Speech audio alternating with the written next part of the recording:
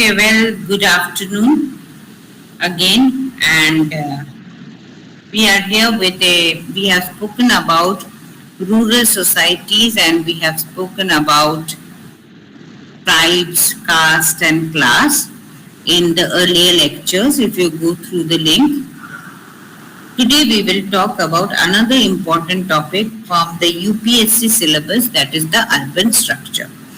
Because when we know about rural sociology, urban sociology is equally very important to know what is all about urban sociology.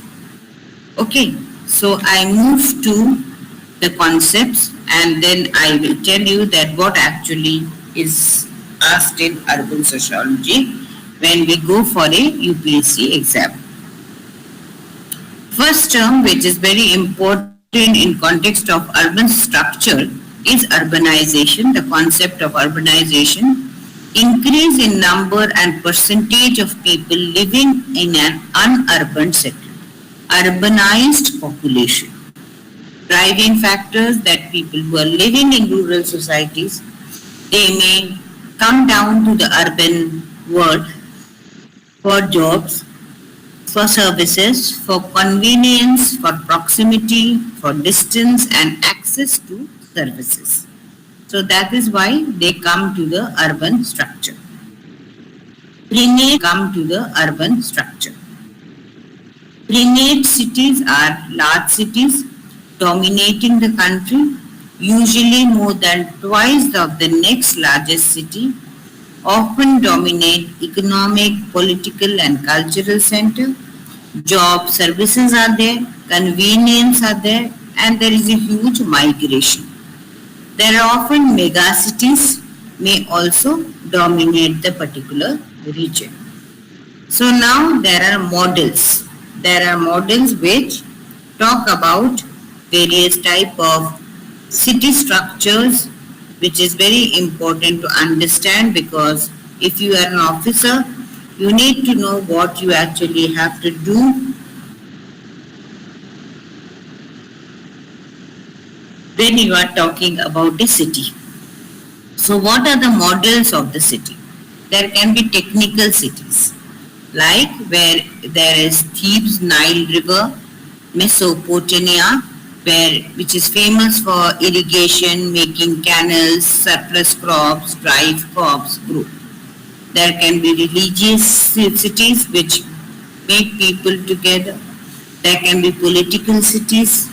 There can be trade cities like Silk Road cities. There can be war where there are forts, there are walls, there are many cities which is very well known for the history and for multiple reasons: technology, religion, politics, war, agriculture, trade, everything a city can be important. How does the urban sector affect the quality of life? Although everyone knows that quality of life is determined by the HDI, the Human Development Index. So how do we understand it? The way that an urban area is structured is extremely important, as it affects the three quality of life environments: built, social and the economy. What is the built? What is the housing structure? What is the tenure of that particular city? What is the location of that particular city? What is the access of the services? All things are very, very important. Then social, because human beings are living in that city, so we have education, health, family, friends, leisures, pursuits, everything should be there in that particular city. An economy where there is housing, there is transport costs, there are job locations, which is also important when we talk about a urban structure. So when you talk about urban structure sociologically, why is a sociologist understanding urban structure? Because it is created to explain where different types of people tend to live in an urban area. That how do they live? All three are created under Chicago model. One is the concentric zone model, second is the sector model, and third is the multi-nuclear model. So what is a concentric zone model? If you plan a city, what is a concentric zone model? It was given by a very famous sociologist who was known as Ernest Burgess in 1920. He was planning the city of Chicago, and Burgess studied the towns grew onwards from the center into a concentric pattern. This means that the building becomes more recent closer to the edge of the city. It is possible that up to 5 rings may be developed. The model of the internal structure of the city in which social groups are spatially arranged in series of rings. So it is generally a city is like a ring where from between the people start developing. So there are 5 zones where we have the central business district where the business operates in the city, inner ring concentration of non-residential activity. If you see Chennai city also, in the between of the city you have all the business points. You will have the innermost ring concentration where in the center of the city there is no non-residential activities. Then there is a zone in transition where you have industry, poorer quality of houses, often subdivided apartments, often filled by the migrants in the second ring of the city. Then you come to the zone of the working class homes where you find the modest older houses occupied by stable families. And then you come to a new space because the city interior will not have a lot of space. So you can have a middle class homes, newer and more spacious houses. And finally, the commuter zone where area of people don't live in the city but they come out to work. Like see Perambudur, people come out to work from Chennai. So that is how the commuter zone is concentrated. So this is how it looks like if you look at a city. I have taken it from Pearson's book, and this is how it is organized, as Burgess said, that it is organized into 5 zones, and this is how a city develops. So what is it? Consideration, considered a product of its time. That what is the product? It's like just like a product. Developed it for American cities, not easily applied elsewhere. We cannot apply everywhere. And developed when the people use public transit and can't be applied to a highway city of today. Means that that time when Burgess was talking about it, there was no highways. Today there is a highway everywhere. So that model was working. Now there was something called the sector model. In the urban structure, you have the sector model also, which was developed by the Homer poet in 1939. It was a city of Chicago. The transport had direct impact on the land uses, and the cities grew along with the axis, thus the sector model. So here also you have the central business district. Then land is very, very expensive. In between one, where you can see one, it is very, land is very expensive. Little space, competition is very high. Congestion is also very high. Then you move to 2 second zone. There is a transition. There are all industries located here. And the state of constant change is growing. What is changing in the zone 1 also is happening in zone 2. Then you come to 3, where there is zone of transition which is happening, and as per the other zones, the older inner city was also growing, and lower class residential housing is also growing. Then you have the 4th, where you have the council estates, the semi-detached households, the garden areas, the minimum class residential, and finally you have this which is very important, 6. This is what is very important. 6 is outside the periphery. Countryside, the peasant houses, the rural surrounding, the satellite village, the town, Everything is in the sector. Another model which was talked by the urban structure is Harrison Ullman, and there are separate nuclei or a central business district is an urban pattern. So it is arranged in this way. Centralized force determine land use, that is residential ripples, and high rent versus the lower rent. Okay, so in the multiple nuclei theory also, we have so many ranges: zone, the CBD, the zone of transition, the residential low class, the residential middle class, residential upper class. Then you have the industry and heavy manufacturing. You have the mini CDB. You have the residential suburb. All these things are there. So some criticism, the person who had proposed the sector model, some criticisms of Burgess model we have discussed. Actual US cities have no variation poor along the railway lines, commercial uses along with major cities, and it is a very sector model is a very wedge shaped pattern because it cannot be changed. So this was the Hoyt sector where we have various colors, various models in which Hoyt has tried to explain cities are more than one centers of the nucleus, suburbs are becoming a part of the city, and area grouped by functions.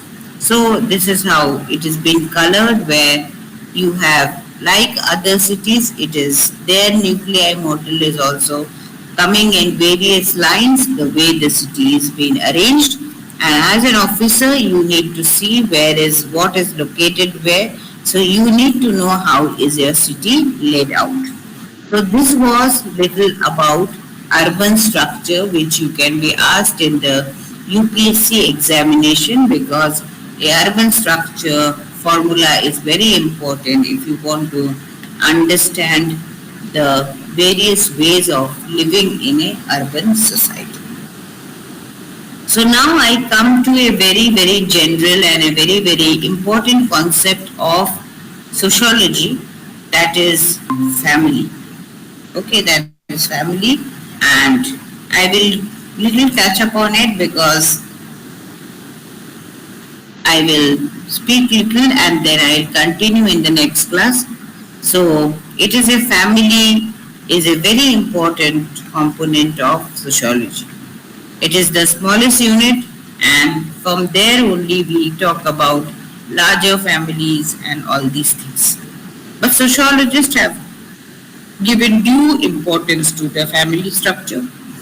They have talked about family in detail, and they have also discussed about it in detail. So a officer who is joining a concept should, when we talk about family welfare associations, when we talk about the National Institute of Family and Child Welfare, so that is a very important component. Okay, so first what we require to know is what is the difference between a household and a family. A household refers to all individuals who share a common dwelling, regardless of kinship or economic ties. A family, an anthropologist like George Maddock as a social group, having a common residence, economic ties, and reproduction consisting of two adults of the opposite sex and their children. Maddock was a major contribution of family, the concept of family, and sociologists today find this definition restrictive because now the families have grown. There are many types of families like single parent family, childless families, etc. also. And family is a basic unit of social group, and anthropologists are increasingly in looking at family and how they reckon kin behavior and specific rules in each culture. So there are various concepts, students, which we have to know if we want to study family. And for the entrance examination also. So first concept is the affinals. Affinals are relatives from the marriage. Many times we have a local concept, but in English we use a particular term for whatever is being explained sociologically. So affinals are related by marriage. Matrilineal descendants are kins rectin through the mother's line. Patrilineal are kins rectin from the father's line. Biliteral is from the both sides of the family. Matrilocal is the residence of the mother. Patrilocal is the marriage residence at the father's family house. Means where my grandfather stays. That is a matrilocal residence. Nuclear families are most basic family comprising of married couple and their children. Extended families are including additional generation beyond a nuclear family comprising of grandparents, uncle, aunt and living in the same house. Now, if we talk about family, we should talk about marriage. So there can be monogamous marriages where we can have a pattern of one male marrying one female. We can have a polygamous marriages pattern involves one central individual, one sex with two or more individuals of opposite sex. Polygamous is marriage of two types, that is polygyny and polyandry. Polygyny is a marriage pattern involving one central man married to two or more females. And polyandry are marriage pattern involved in central family married to two or more men. Okay, so we have the family structure, the lineage system. So lineage refers to the way in generation traces their identity. So we can have a patrilineal as well as a matrilineal system, or a bilateral system in which the lineage operates and the group of assuming this. Okay, so this is what we will speak, Rama, today, and I'll stop here, and we will again meet next Monday so that we can finish the rest part of what I was speaking today on family.